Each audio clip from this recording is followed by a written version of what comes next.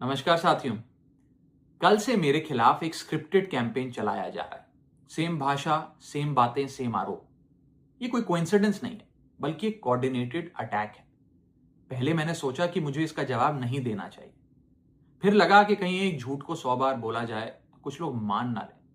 इसलिए मैंने सोचा कि जवाब दूं।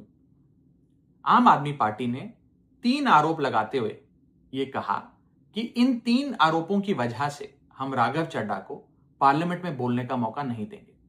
राघव चड्ढा के पार्लियामेंट में बोलने पर रोक इसलिए लगाई गई क्योंकि उन्होंने ये 3 गलतियां करी। मैं एक एक करके इन तीनों पर आपसे बात करना चाहूंगा। पहला आरोप कि जब ऑपोजिशन पार्लियामेंट से वॉकआउट करता है, सदन से वॉकआउट करता है, तो राघव चड्ढा वहीं बैठे रहते हैं, वो वॉकआउट नहीं करते। ये सरासर झूठ है, सफेद झूठ। मैं चुनौती देता हूं, एक इंस्टेंस, एक दिन ऐसा बताइए जब ऑपोजिशन ने वॉकआउट किया हो और मैंने उनका साथ ना दिया हो, मैं साथ में वॉकआउट नहीं किया हो। और पार्लियामेंट में तो हर जगह सीसीटीवी कैमरा है। आप सीसीटीवी कैमरा निकाल कर दिखा दीजिए, दूध का दूध और पानी का पानी हो जाएगा। दूसरा आरोप लगाया कि राघव चड्ढा ने चीफ इलेक्शन कमिश्नर के इंपीचमेंट मोशन पर, यानी कि मुख्य चुनाव आयुक्त को हटाने वाली जो याचिका थी, उस पर साइन करने से मना कर दी। दूसरा सफेद झूठ। ना मुझे आम आदमी पार्टी के किसी भी नेता ने इस मोशन पर साइन करने के लिए कहा, ना औपचारिक तौर पर कहा, ना अनौपचारिक तौर पर कहा। और आम आदमी पार्टी के राज्यसभा में कुल 10 सांसद हैं, जिनमें से 6 या 7 सांसदों ने इस मोशन पर खुद ही साइन नहीं किया। तो भला इसमें मेरी क्या गलती?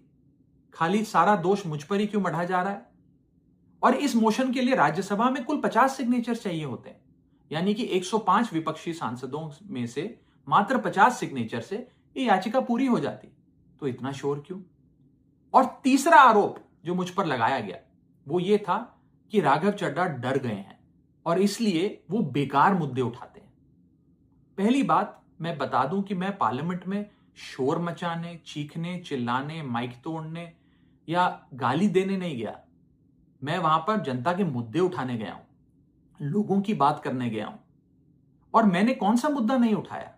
मैंने जीएसटी से लेकर इनकम टैक्स की बात करी, पंजाब के पानी से लेकर दिल्ली की हवा का मुद्दा उठाया, हमारे सरकारी स्कूलों की हालत से लेकर कैसे पब्लिक हेल्थ केयर इंस्टीट्यूशंस को मजबूत किया जाए, इंडियन रेलवेज में जो पैसेंजर्स ट्रैवल करते हैं उनकी समस्याएं रखी, यहां तक कि मेंस्ट्रुअल हेल्थ, एक ऐसा मुद्दा जिसके बारे में लोग बात करने से कतराते हैं, वो बातें तक रखी। बेरोजगारी से लेकर महंगाई तक तमाम मुद्दे उठाए। आप मेरे 4 साल का पार्लियामेंट का ट्रैक रिकॉर्ड उठाकर देख लीजिए।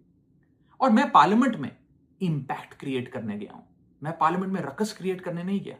ये टैक्स पेयर के पैसे से जो पार्लियामेंट चलती है, उस टैक्स पेयर के मुद्दे उठाने में पार्लियामेंट में गया हूं। अंत में मैं बस इतना कहना चाहता हूं कि जो लोग आज मुझ पर आरोप लगा रहे हैं, झूठे आरोप लगा रहे हैं, कि हर झूठ को बेनकाब किया जाएगा और हर सवाल का जवाब दिया जाएगा, क्योंकि मैं घायल हूं, इसीलिए घातक हूं। जय हिंद।